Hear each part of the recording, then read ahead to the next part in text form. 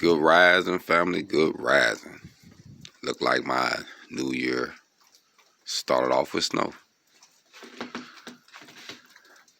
Couldn't actually stay up last night. I get up so early in the morning where I just couldn't make it. I probably could have, but I ain't really feel like staying up, honestly. But so I can get up early like this and get my thoughts on and meditate while everybody else is asleep. I kind of enjoy that. Today it looks like it's just some soft snow at the moment, but we did get a lot of rain last night, so it might be some ice under here. I don't know. But it is what it is. It's been a while since I woke up to some snow, y'all. I ain't gonna lie, like a long time.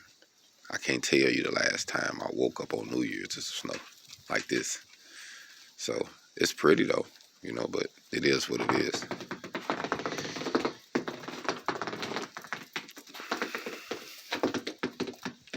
Looks peaceful when it comes down like this early. See, got some icicles, so you know it's cold. It was raining.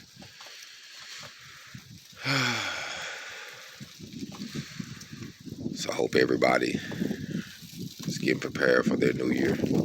That good things happen for you. That's my goal. To turn nothing into something this year. Hold on.